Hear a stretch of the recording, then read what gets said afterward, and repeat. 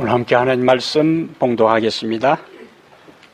오늘 사도행전 1장 12절부터 15절 상단까지요. 제자들이 시작.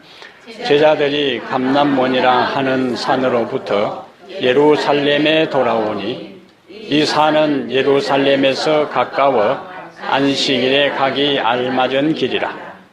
들어가 그들이 유하는 다락방으로 올라가니 베드로, 요한, 야고보, 안드레와 빌립, 토마와 바돌로메, 마테와 및 알페오의 아들 야고보, 셀롯인 시몬, 야고보의 아들 유다가 다 거기 있어 여자들과 예수의 어머니 마리아와 예수의 아우들과 더불어 마음을 같이하여 오로지 기도에 힘쓰더라.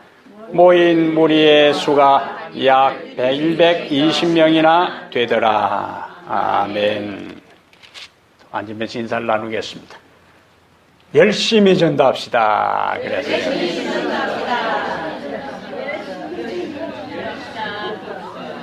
한번 더 인사를 나누세요. 열심히 전도합시다.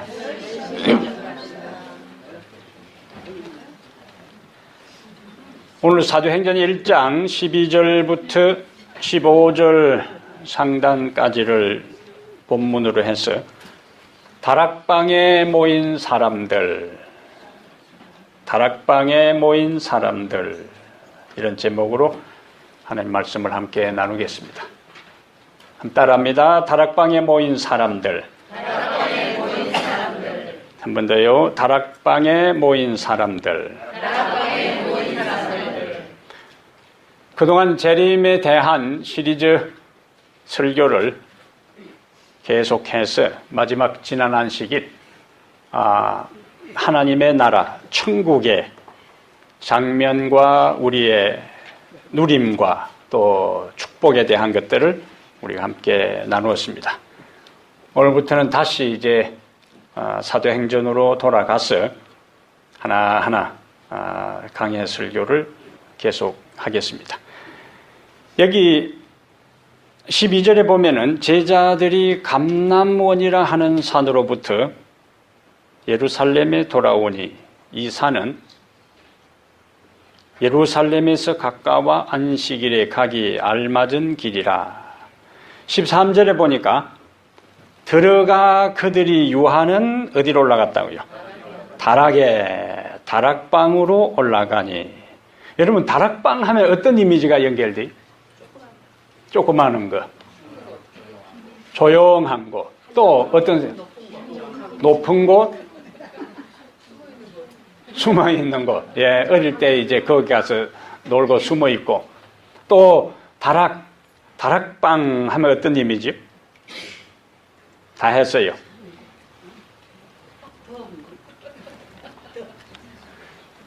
다락방은 여기 본문에 나오는 다락방은 어떤 장소로 사용돼요? 기도하는 장소. 다락방은 본문 가운데 기도하는 장소로 사용됩니다. 그래서 다락방은 하나님을 만나 기도하는 장소입니다. 기도에 대한 여러 가지 정의가 있지만은 그 중에 하나는 기도는 하나님과의 만남이다. 하나님과의 만남이다. 그래서 기도하는 곳은 하나님을 만나는 곳입니다. 기도하는 곳은 하나님을 만나는 곳. 성경에는 하나님을 만난 많은 사람들의 이야기와 또 그들이 어디에서 하나님을 만났는지에 대한 스토리가 많이 등장합니다. 그런데 하나님을 만나는 장소, 하나님을 만난 곳, 그곳이 항상 멋있고 아름답고 장엄한 현장만이 아니었다. 분한 에서를 피하여 그의 외갓집으로 도망가던 야곱이 하나님을 어디서 만났는가? 어디서 만났어요?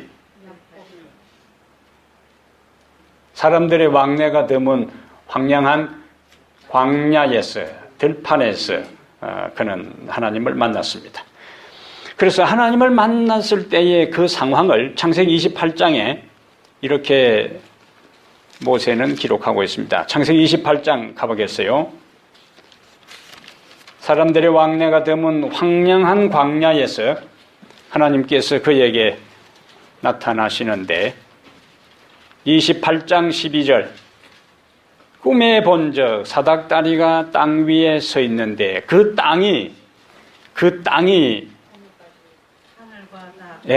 그 꼭대기가 하늘에 닿았고 또 본적 하나님의 사자들이 그 위에서 오르락내리락 하고 또 본적 여호와께서 그 위에 서서 이르시되 나는 여호와니 너의 조상 아브라함의 하나님이요 이삭의 하나님이라. 무슨 약속을 해주세요?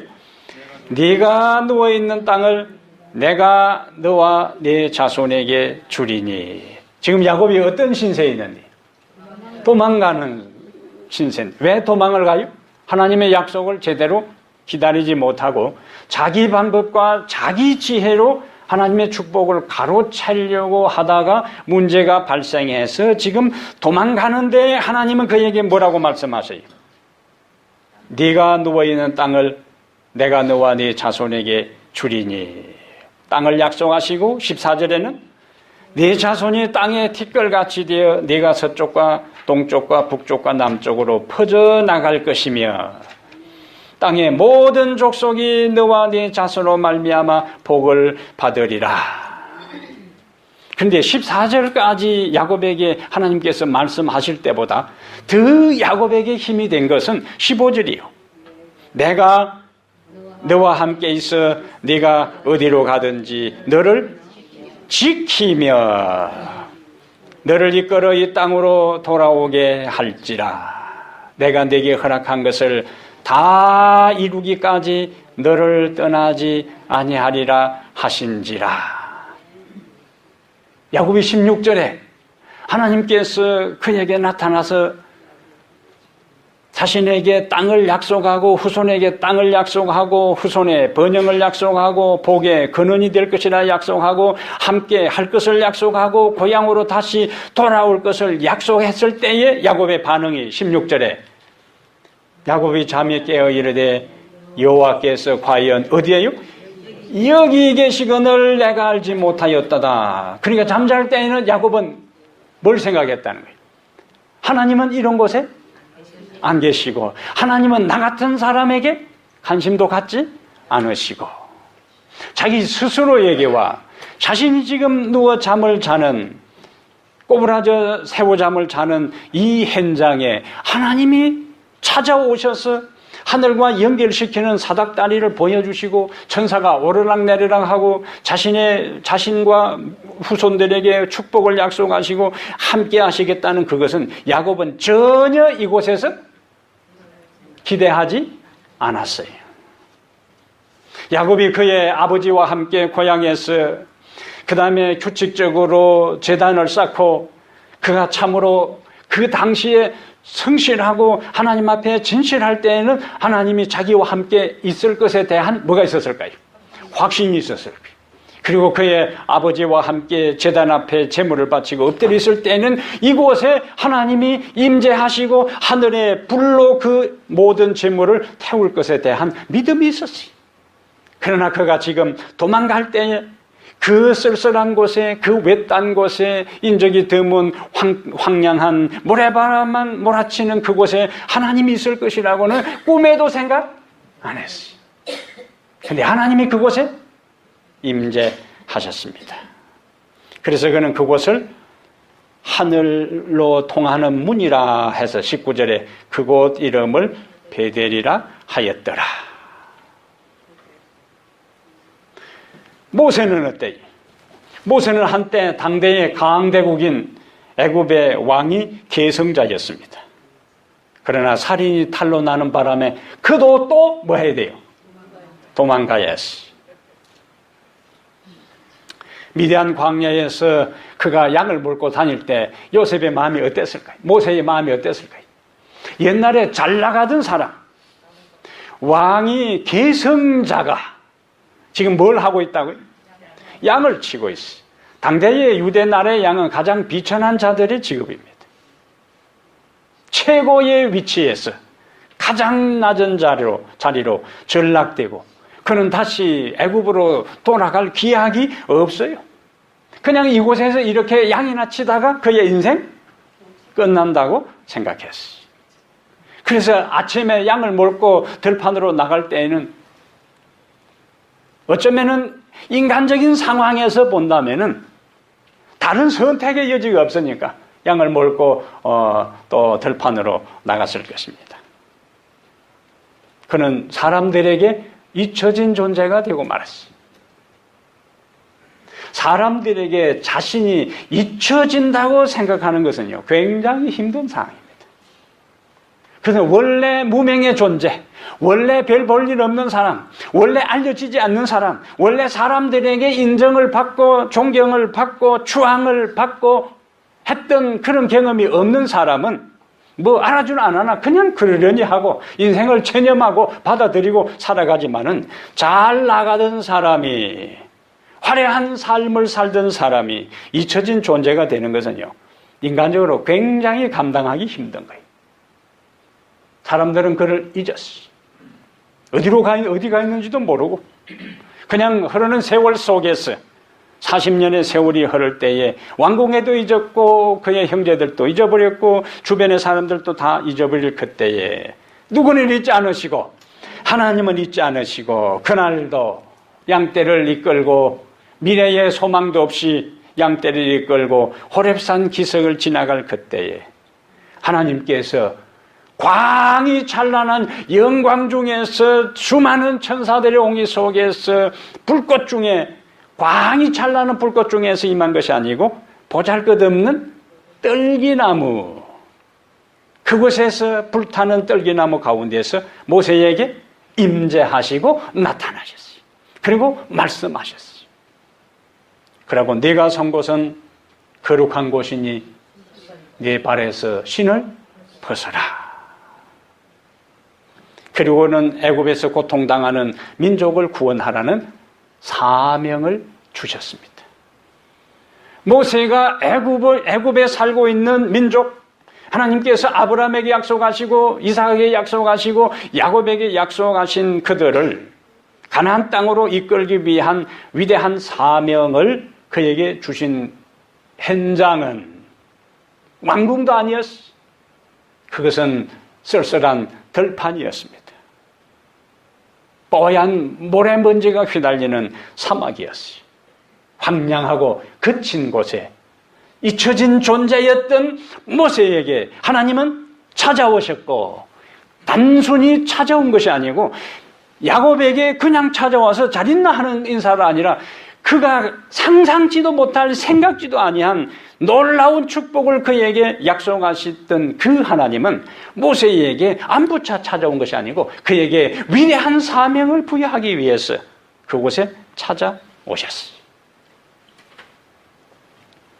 솔로몬 성전은 솔로몬이 다윗 왕부터 준비한 온갖 보석으로 7년에 걸쳐서 건축한 것이 솔로몬 성전입니다. 그런데 다윗이 얼마만큼 준비했는가?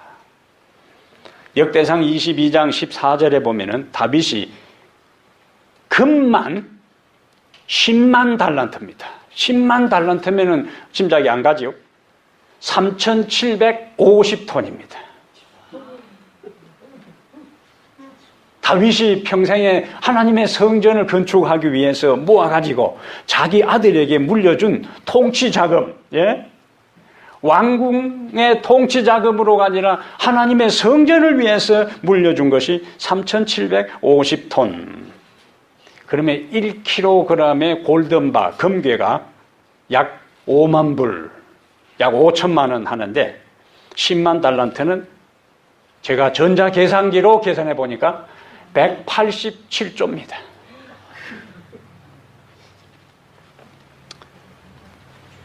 (2005년 9월) 기준으로 미 중앙은행 금 보유고는 8,133톤이에요.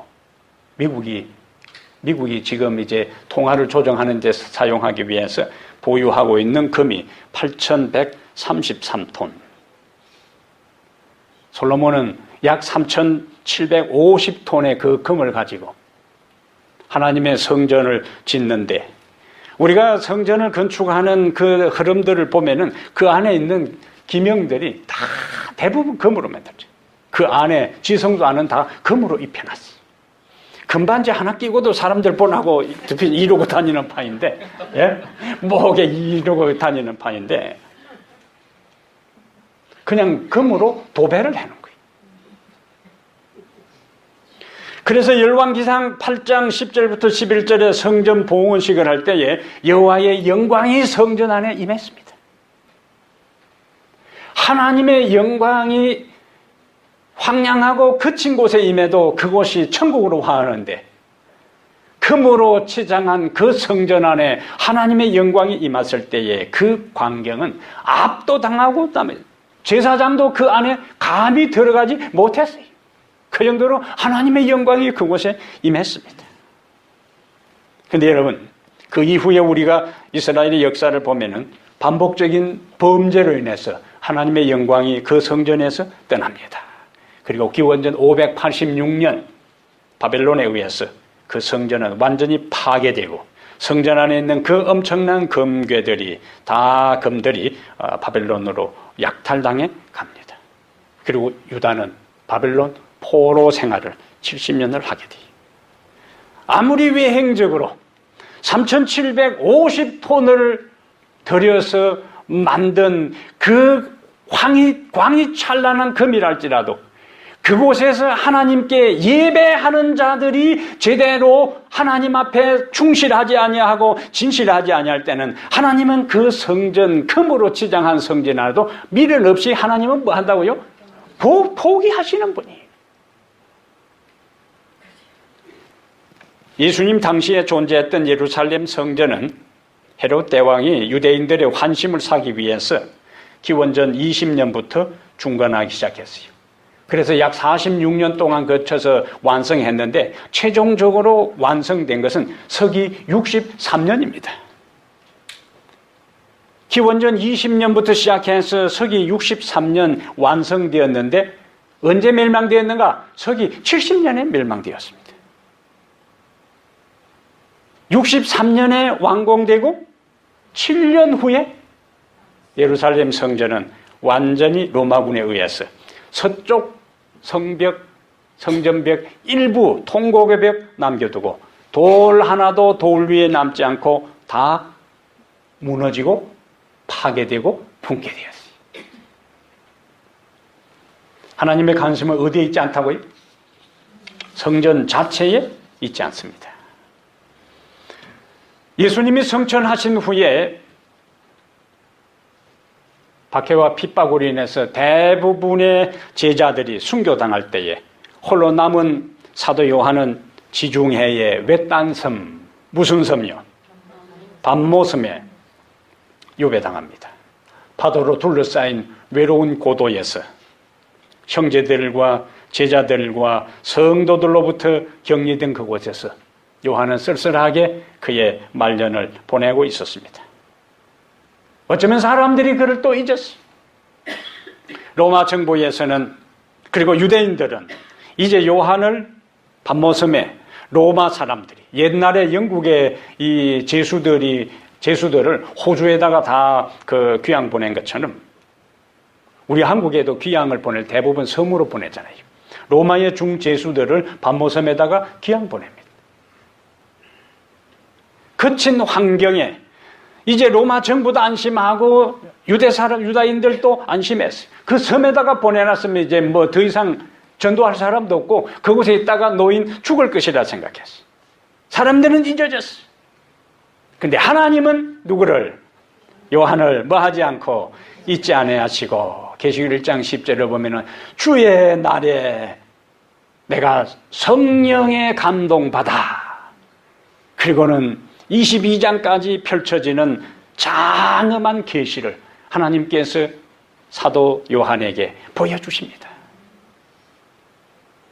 쓸쓸하고 외로운 그곳에서 요한은 하나님을 만났고 하나님은 그를 찾아오셨고 새하늘과 새 땅이 창조될 때까지의 역사를 하나님께서 그에게 계시로 보여주셨어요. 외로운 곳이라 할지라도 하나님은 사람들은 있는다 할지라도 하나님은 잊지 아니하시고 찾아오시고, 단순히 찾아오셔서 위로만 하고 격려만 하는 것이 아니라 그의 현재 처해 있는 상황을 뛰어넘어 먼 미래의 장엄한 계시를 통해 소망과 희망을 보여주시는 우리 하나님. 중세시대에 건축된 성당들은 오늘날에 보아도 화려하고 장엄하고 웅장하기 그지없습니다. 그러나 여러분, 그러한 거대한 장엄하고 웅장하고 화려한 온갖 조각으로 장식되고 온갖 그림으로 장식되고 했던 이 엄청난 성당들이 건축되고 중건될 그 시대에 진리의 세계는 어둠 속에 파묻혔어요. 진리는 짓밟혔고 하나님의 참된 백성들은 말할 수 없는 고난을 당했고 수많은 사람들이 순교의 제단에 그들의 생명을 바쳤어요. 진리를 따라 살려고 하는 사람들은 모든 재산을 버리고 조국을 떠나 유리방황하고 낯선 곳에서, 광야에서, 토굴에서, 인적이 드문 산중에서 진리를 보존하며 하나님을 섬겼어요. 하나님의 관심은, 중세시대의 하나님의 관심은, 하나님의 초점은 화려한 교회당, 웅장하고 장엄한 건축물에 있지 아니하고 낯선 곳, 외로운 곳, 쓸쓸한 곳, 소외된 곳, 산중과 토굴과 동굴에 진리를 따라서 사는 외로운 소수의 사람들에게 하나님의 관심은 있었습니다. 그들을 통하여 하나님께서 꺼질 것 같은 진리의 횃불을 그들을 통하여 보존하시다가 종교개혁을 통해서 흑암에 처해 있는 온 세상을 향하여 진리의 등불을 다시 환하게 비추도록 그들을 사용하셨어요. 오늘날 사람들은 우선 교회가 외형적으로 크고 화려하고 그들의 필요에 맞는 다양한 프로그램이 있는 교회를 선호하고, 그렇지 않으면 곧 발을 돌리고 맙니다. 우리 교회는 어떻습니까? 건물의 외적 면이나 건물 안에 여러 공간 시설이나 사람들의 끌만하고 그들이 신앙생활을 할 수 있는 편의를 여러 가지로 다 제공하고 있는가? 그렇지 못할 수도 있습니다. 그렇다면 여러분, 무엇이 우리의 삶에, 우리의 신앙에, 이 교회의 우선순위가 되어야 할까요? 우리의 역량에 맞게 교회 시설을 갖추는 것 필요한 일이에요. 그러나 그보다 더 우선적인 것은 우리 교회를 찾는 사람들이 이곳에서 하나님을 만나게 하는 일입니다. 진리를 발견하게 돕는 것입니다. 이와 같은 예배를 통하여 살아계신 하나님의 임재를 경험하고 하나님의 영광을 목격하고 체험하게 될 때에 이곳은 하나님께서 이 세상에 가장 관심을 갖는 아름다운 곳이 될 것입니다.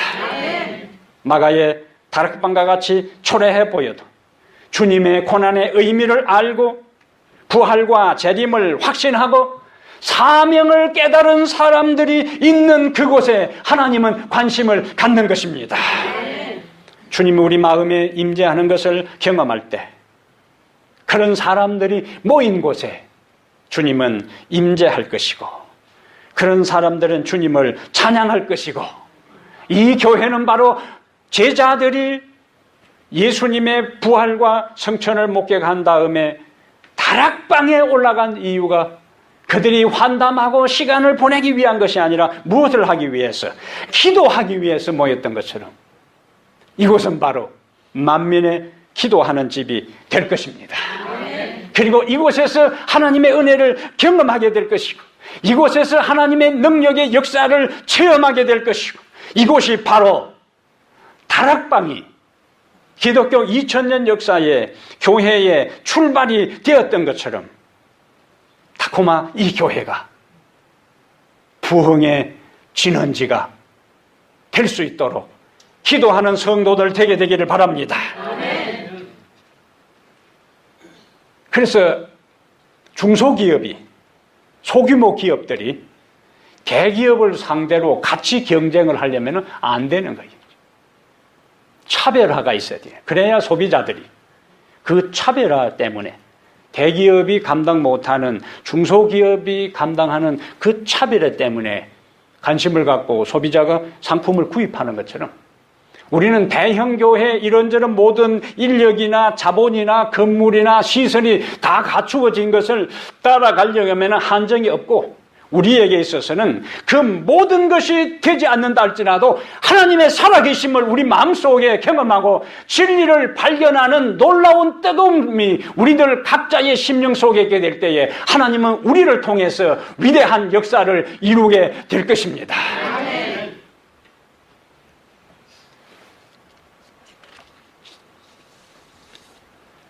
사도행전 1장 13절에는 다락방에 모인 사람들의 면면을 기록하고 있습니다.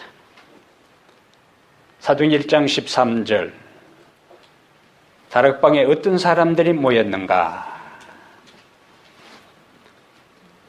들어가 그들이 요한은 다락방으로 올라가니 베드로와 요한, 야고보, 안드레와 빌립, 도마와 바돌로메, 마테와 및 알페오의 아들 야고보, 셀롯인 시몬, 야곱의 아들 유다가 다 거기 있어 여자들과 예수의 어머니 마리아와 예수의 아우들과 더불어 마음을 같이 하여 오로지 기도에 힘쓰더라. 모인 무리의 수가 약 120명이 되더라. 제자들은 예수님이 하늘로 승천하시는 것을 감남산에서 배웅하고 어디로 왔다고요? 마가의 다락방으로 돌아왔어요. 근데 성경은 여기 보니까 안식일에 가기 12절에 안식일에 가기 알맞은 길이라. 안식일에 가기 알맞은 길은 유대인들의 관습에 안식일에 걸어갈 수 있는 거리가 정해져 있는데 약 2,000규빗입니다. 오늘날에 약 1km예요. 1km까지만 걸어갈 수 있는 거예요. 그래서 1km 중간중간에 다 그들은 대부분 회당을 만들어 놓고 있는데 그것이 안식일에 가기 알맞은 길이. 여기 성경에 이 누가가 다락방에 모인 사람들을 이야기할 때 그곳에 종교 지도자들인 제사장들이 있었는가? 제사장들에 대한 기록이 없어요. 당시에 가장 종교에 충실했던 바리새인들이 있었는가? 없어요. 당시에 권력자들이 여기에 등장하는가? 없어요. 당시에 신학자들인 서기관들이 여기에 언급되어 있는가? 없어요.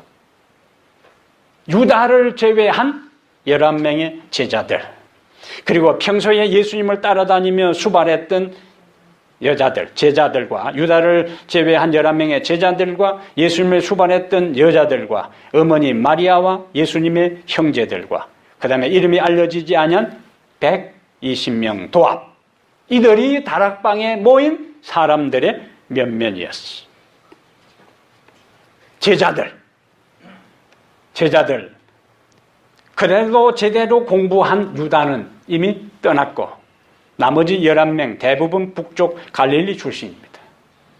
여기도 뭐 어느 지역 여기 비교하고 하는 사람들이 있는데 그런 소리 하지 마세요. 그런 소리 하지 마세요. 어디 살고 어느 지역,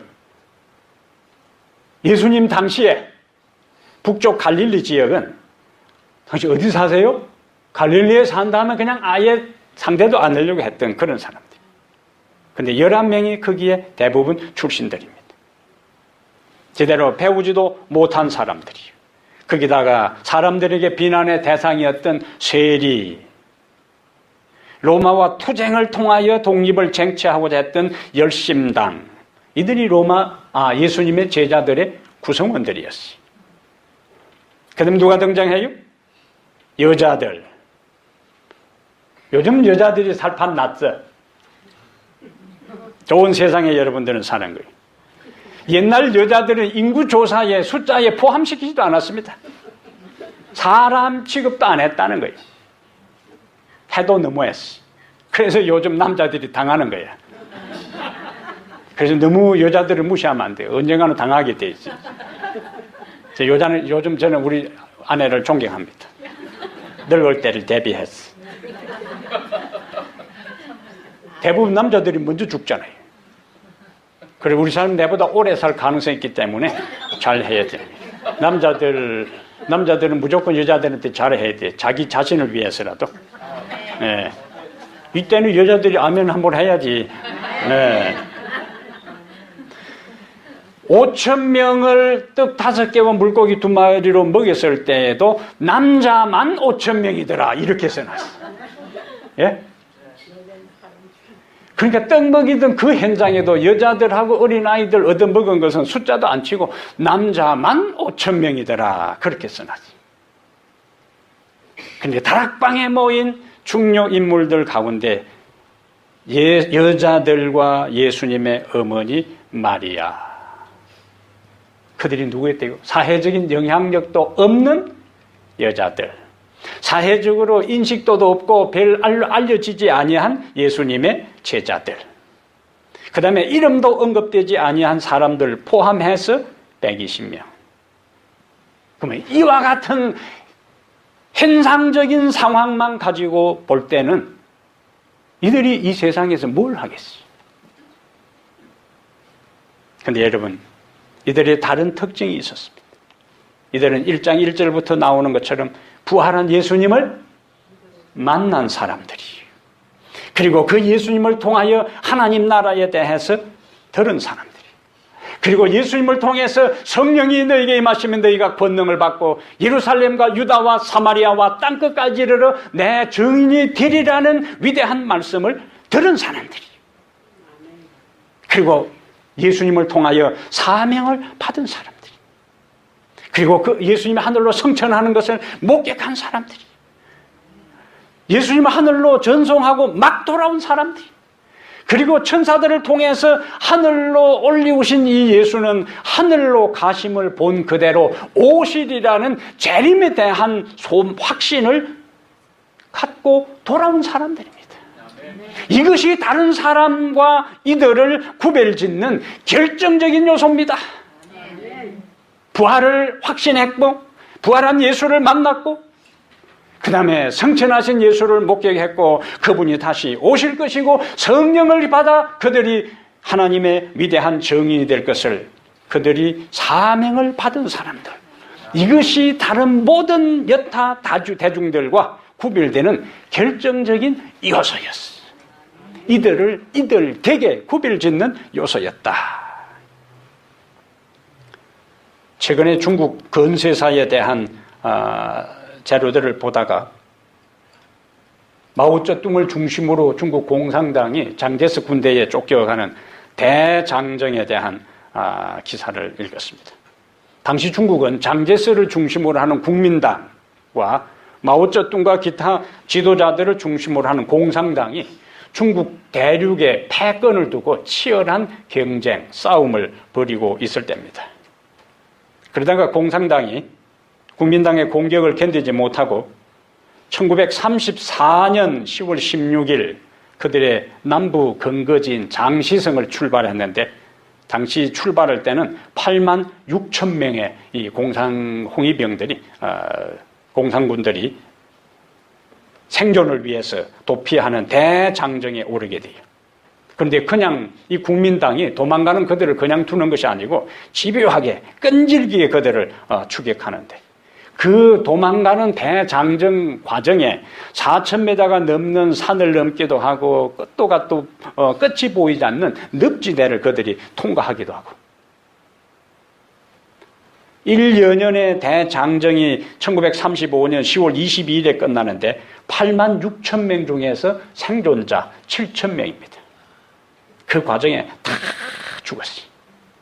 근데 여러분 1945년부터 49년까지 이 생존자들을 중심으로 해서 다시 이 장제스 국민당과 더불어 중국의 중원에 패권을 두고 치열한 접전을 벌여서 결국에 1949년 누가 성자가 되는가? 공산당이 성자가 됩니다. 그 핵심이 누구냐? 7,000명 살아남은 그 대장정, 인간이 상상할 수도 없는 엄청난 고난을 통과하고 살아남은 그들, 거기다가 새로운 세상을 만들자 하는 공산당 이념으로 무장된 그들이 중심되었기 때문에 수적으로도 우세하고 미국의 전폭적인 지원을 받고 군사적으로도 무기로도 탁월한 우위에 있었던 장제스 군대가 결국에 밀려서 이 대만으로 정권이 옮겨가는 그 일들이 일어나게 되잖아요. 소수가 다수를 장악하고 승리한 대표적인 예입니다. 역사는 다수에 의해 움직이는 것이 아니고 소수의 핵심적인 사상을 가진 사람들에 의해 돌아갑니다. 예수님이 하늘로 승천하신 후에 바로 집으로 돌아가지 않고 소수의 무리들이 마가의 다락방에 올라가 기도할 때에 아무도 이들을 주목하지 않았습니다. 아무도 이들에 의해 새로운 역사가 시작될 줄을 몰랐어요. 그런데 여러분, 우리가 앞으로 살펴볼 2장의 오순절 성령 간임 후에 이들은 성령의 능력으로 활동하기 시작합니다. 사도행전 2장 37절부터 41절에 보면은 오순절 하루 동안에 우리가 아는 대로 베드로의 단 한 번 설교에 3,000명이 회개하고 주께로 돌아오는 역사가 일어났어요. 그 결과 오늘날 2013년 현재 전 세계 기독교인은 23억 5,400만입니다. 23억 5,400만. 마가의 다락방에서 120명으로 시작된 교회는 2000년이 지나면서 23억 5,400만으로 증가했습니다. 하나님께서 소수를 통하여 역사하신 것입니다. 어쩌면 오늘 우리들의 성도들의 숫자가 세상을 변화시키기에는 우리들 스스로 생각하기에도 미미하고 다른 사람들이 평가하고 판단할 때에 보잘것없다고 생각할 수도 있어요. 어쩌면 우리 자신들은 예수님의 제자들처럼 그리고 모였던 여자들처럼 모였던 이름이 알려지지 아니하는 그 무리들처럼 사람들과 세상의 근 교회와 내놓을 만한 수많은 것들이 외행지로 갖추어져 있는 그들과 비교하면 게임이 되지 않는 그와 같은 열악하고 열세적인 상황 가운데 있을 수도 있습니다.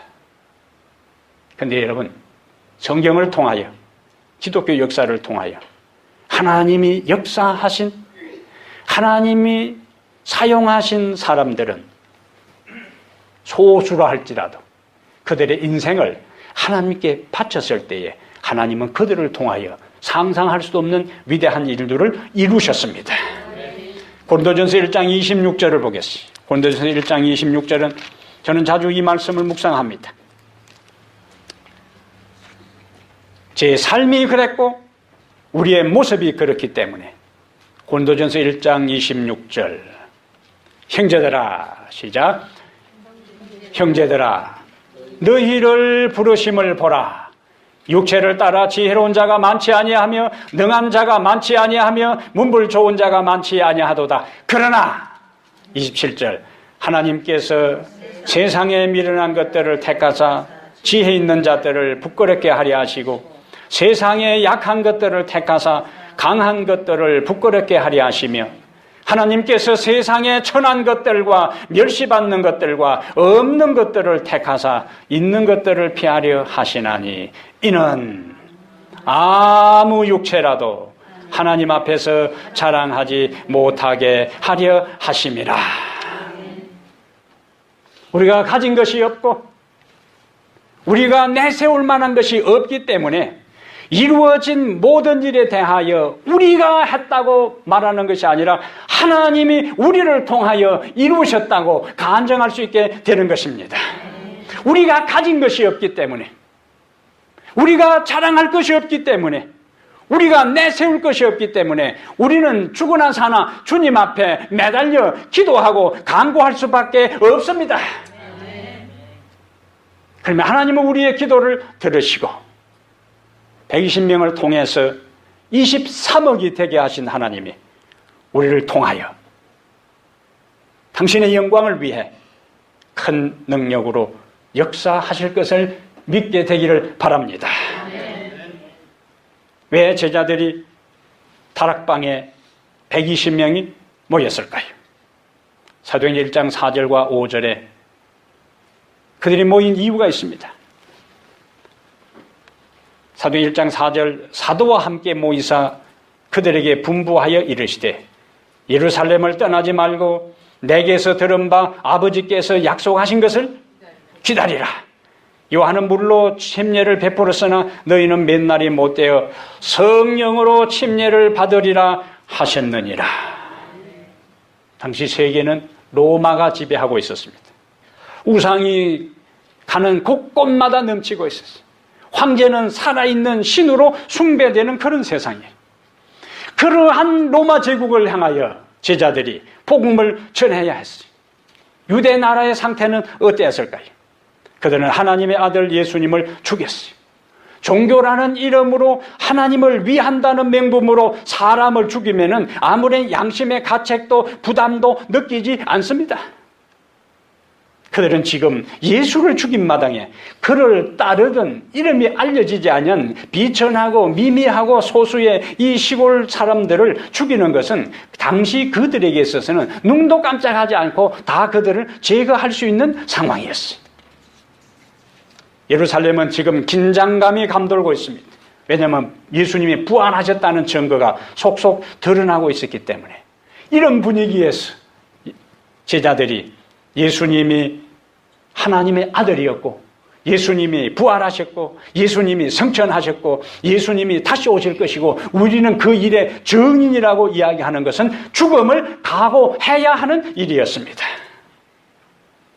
그 당시에 그들 스스로는 이 일을 감당하는 것은 역부족이었어요. 그들은 스가랴 4장 6절의 말씀을 기억합니다. 여호와께서 말씀하시되 이는 힘으로 되지 아니하며 능력으로 되지 아니하고 오직 나의 신으로 나의 영으로 되느니라. 제자들은 선택의 여지가 없었어요. 그들을 보호해 주었던 예수님이 없는 지금 얼마나 그들이 염려하고 얼마나 중압감에 있었고 얼마나 두려움이 앞섰겠어요. 예수님이 살아 계시고 부활하신 다음에도 유대인들을 두려워해서 다락에 문을 닫고 숨어있던 그들인데 그들과 함께 있던 스승이 하늘로 떠나버린 다음에 그들 홀로 내팽개친 것 같은 그 상황에 얼마나 염려가 되고 공포에 찔렸을까요? 그 위기를 극복하고 그 공포심을 해결하고 그들의 사명을 감당하기 위해서는 예수님이 4절과 5절에 말씀하신 성령의 침례, 아버지의 약속하신 것을 경험하기 전에는 그것을 감당할 수가 없었습니다. 그래서 그들은 어디로 모였다고요? 다락방에 무엇을 하기 위해서요? 기도하기 위해서. 왜 기도하기 시작합니까? 성령의 침례를 받기 위해서. 그런데 여러분, 고린도전서 15장 6절에 보면 예수님께서 자신의 부활을 일시에 500여 형제에게 보였다 그래요. 500여 사람들에게 예수님이 자신의 부활을 동시에 보였는데 이 장면을 신학자들은 예수님이 하늘로 승천할 때에 감람산에서 예수님을 배웅한 사람들이 500여 명일 것이다. 그런데 그 500여 사람들이 다 다락방으로 몰려있는 것이 아니고 분산되어 기도했다고 하지 않고 그 중에서 몇 명만요? 120명만. 돌아갈 사람들은 다 돌아가고 진짜 위기 앞에 감당할 사명에 압도당하여 기도하지 않으면 안 된다는 것을 그들은 절실하게 깨달았기 때문에 그것을 깨달은 사람들만이 모여서 기도하는 현장, 얼마나 뜨거웠겠어요? 얼마나 열렬했을까요? 얼마나 눈물로 기도했을까요? 능력을 받지 아니하면, 약속을 경험하지 아니하면, 성령의 침례를 체험하지 아니하면 그들은 아무것도 할 수 없는 상황이기 때문에 돌파구를 찾지 못하기 때문에 절박한 상황에서 아버지의 약속을 붙잡고 연합하여 울부짖으며 그들은 하나님께 간구하기 시작한 것입니다. 기도해도 그만, 기도하지 않아도 그만, 하늘의 능력이 임해도 그만, 하나님의 능력이 임하지 않아도 그만이 아니라 능력을 받지 아니하면, 역사가 일어나지 아니하면, 하나님의 성령의 체험을 갖지 아니하면 살 수 없다는 배수진 속에서 그들은 기도하기 시작합니다. 저는 26살에 마산교회 담임 목사로 부임을 해서 그 해 10월부터 교회 건축을 계획하고 시작하는데 얼마나 많은 어려움을 경험했는지 모릅니다. 기존 교회를 팔고 새로운 땅을 이제 주택지에 구입해서 건축 설계가 나오고 기초공사를 시작하려고 하는데 그냥 현수막이 붙어요. 그것도 정식으로 그 광고집에서 한 것도 아니고 빨간 페인트로 그냥 삐뚤삐뚤하게 교회 건축 웬 말이냐, 집값 내놔라. 교회 주변에 사방에다가 현수막을 붙여놓고 포크레인을 동원해서 기초공사를 하려고 하는데 그 주변에 할머니들이 막걸리 마시고 와가지고 그 포크레인 앞에 들어 눕는 거예요. 공사가 진행될 수가 없지. 토요일 저녁, 그것이 목요일 날이에요. 목요일 날 기초공사를 하려고 포크레인이 동원했는데 동네 할매들이 막 뒤로 누워서 나를 파묻어라 이렇게 하기 때문에 더 이상 공사를 할 수가 없고 토요일 안식일 설교를 역대하 20장, 역대 20장 본문을 해서 설교를 했어요. 나중에 집에 가서 읽어보세요. 본문 20장이 뭔가. 그리고는 토요일 저녁에 지금은 기도 외에는 돌파구가 없기 때문에 수 장로님에게 밤 10시부터 일요일 새벽 4시까지 철학 기도를 하게 하고 저는 담요를 한 장 들고 마산에서 제일 높은 무악산으로 밤에 올라갔습니다. 그리고 그 무악산 정상 밑에 바위로 된 조그만 동굴이 있는데 그 동굴에 담요를 둘러쓰고 밤새도록 하나님께 기도하기 시작했어요. 하나님, 지금 아무런 방법이 없습니다. 건축이 진행이 중단되었습니다. 할머니들이 뭐 내 밥 먹고 하라고 하는 판에 도저히 건축을 할 수 없는 상황이고 이미 교회는 팔았고 건축 3개월 계산을 하고 이미 다 잔금을 지불하는 것으로 계산을 해놨는데 앞이 막혀버렸으니까 그 다음에 교회를 산 사람은 빨리 교회 건물 헐고 자기 그 일반 가게 지어야 된다고 아침마다 찾아오고 사방팔방에 완전히 샌드위치가 된 상황이지. 아무도 해결해 주지 못하지. 하나님 앞에 기도하는 길 외에는 없잖아요. 그리고 교인들이 밤 10시부터 새벽 4시까지 기도하고 저는 혼자 그 무악산 꼭대기 동굴에서 담요를 둘러쓰고 기도하는데 얼마나 바람이 센지요. 쉐라지. 몸이 얼어가는 상황입니다. 그럴수록 더 소리를 지르니까 나중에 땀이 나요. 예? 그저 하늘을 향해서 하나님 도와달라고 길을 열어달라고 울부짖기네. 그때 저는 울부짖는 기도가 무엇인지를 경험했어요. 그냥 몸에 땀이 나요. 춥지도 않고 무섭지도 않고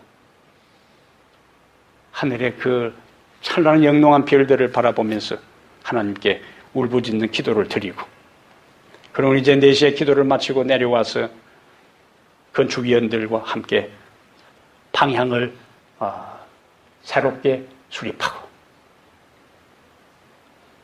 그 이후에 이제 교회가 여러 곡절 끝에 교회가 건축이 완성이 되었습니다. 아멘. 28살 된 저에게 있어서 아무런 인생 경험은 없는 저가 그 위기를 극복하고 방법을 찾고 그 모든 문제에서 벗어나는 것은 기도 외에는 다른 방법이 없었어요. 아멘. 그리고 어떤 때는 지리산 중산리 그 깊은 계곡에 혼자 들어가서 도토리나무를 부여하지 않고 거기서 얼마나 목이 터져 쉬도록 부르짖고 기도했는지 몰라요. 길이 막히고 빛이 보이지 않고 장애물을 넘을 수 없는 것처럼 보여도 하나님은 그렇게 기도할 때에 30도 안 된 연약한 어린 저를 통해서도 하나님께서 교회 건축의 길들이 진행되도록 도우시는 것을 경험할 수가 있었습니다. 사랑하는 여러분, 여러분의 삶의 문제가 무엇입니까? 어떤 문제라도 하나님이 해결하지 못할 문제는 이 세상에 없습니다. 하나님께 울부짖고 기도하시기를 바랍니다. 우리는 교회적으로 10월 전도회를 앞두고 릴레이 40일 금식 기도를 진행하고 있어요. 주어진 날에 빠짐없이 이행하기를 바랍니다. 그냥 점심시간에 서양마하고 끝나면 되는 게 아니에요. 릴레이 기도입니다. 릴레이 기도. 릴레이란 말 알지요? 중간에 한 사람이라도 바톤 타치가 안 되면 끝나는 거예요. 예? 다시 여기 바깥에 붙여놨으니까 자기 날짜가 언제인지를 잘 알고 그날은 반드시 기억하고 기도하시길 바랍니다. 구도자를 위해서 기도하시고 전도회의 역사를 위해서 기도하시고 2020년 회심한 100명의 영혼이 출석하도록 기도하시고 자신의 변화와 믿음의 성장과 확신과 능력을 위해서 기도하게 되길 바랍니다. 우리가 기도하는 현장 마가의 다락방처럼 보잘것없을 것이라도 주님이 우리와 함께 하십니다. 기도하는 우리가 모인 우리가 내세울 것이 없어도 주님이 우리와 함께 하실 때에 우리는 위대한 능력의 사람들이 될 수가 있습니다. 주변에 영향을 미치고 우리의 가정을 변화시키고 세상을 변화시키는 능력의 소유자가 될 수가 있습니다. 우리 스스로 할 수 없고 우리의 지혜로 불가능하고 우리의 능력으로 할 수 없지만은 하나님의 능력이 우리에게 임할 때에 우리는 새로운 역사의 주인공이 될 수가 있어요. 그 역사의 주인공이 바로 여러분들이 되기를 바랍니다. 그 역사의 현장이 이 타코마 교회가 되기를 바랍니다. 하나님의 성령이 기도하는 우리에게 임하여 울부짖고 부르짖는 기도를 통하여 우리의 기도가 응답받고 우리의 기도가 우리의 눈앞에서 가시적으로 성취되고 일어나는 것을 목격함으로 흔들리지 않는 신앙의 주인공들이 되어서 우리에게 주어진 사명을 감당하는 바로 그 사명자의 길을 마가의 다락방에 모여 기도하는 그 무리들처럼 오늘 타코마교에 속한 여러분들 한 사람 한 사람이 바로 그 무리가 되기를 주의 이름으로 축복합니다. 우리의 기도를 절겨 응답하시고 들으시는 하늘에 계신 우리 아버지시여, 2000년 전 보잘것없는 알려지지 아니한 그 자그마한 공간 다락방에서 120명의 성도들이 함께 모여 기도했을 때에 하나님은 그들에게 약속하신 성령의 침례를 경험하도록 축복하시고 역사하셨습니다. 그 장소는 유명한 곳도 아니었고 그곳에 모인 사람들이 내세울 것도 없었지만 하늘의 능력이 임하니 주의 임재를 경험하니 약속에 의지하여 간구하고 울부짖으니 주님은 그들에게 응답하셨습니다. 아버지, 오늘 우리가 기도할 제목들이 많이 있습니다. 어떤 때에는 기도하지 아니하고도 스스로 자신하며 살아갈 수 있다고 생각하기 때문에 주님 앞에 무릎 꿇지 않을 때가 많습니다. 주님을 찾지 않을 때가 많습니다. 주님을 찾아도 그렇게 울부짖지 않습니다. 아버지, 다시 우리에게 우리의 삶의 전부를 걸고 주 앞에 무릎 꿇고 간구하는 기도의 사람들이 되게 하여 주시옵소서. 이곳에 역사가 나타나고 이곳에 하나님의 임재를 경험하고 이곳에 하나님의 영광이 나타나는 것을 우리 모두가 경험하기를 원하오니 그것만이 이 교회가 살 길입니다. 그것만이 이 교회가 차별화될 수 있는 길이요. 그때 우리는 우리에게 주어진 사명을 감당할 수 있을 것이고 사람들이 이곳에 와서 하나님을 만나고 사람들이 이곳에 와서 진리를 발견하고 사람들이 이곳에 와서 하나님의 사랑을 체험하는 역사가 있게 될 것입니다. 아버지, 그 역사의 현장에 그 모든 것을 목격하고 그 모든 것을 경험하는 120명의 그 다락방의 제자들처럼 우리도 그렇게 되게 해 주시옵소서.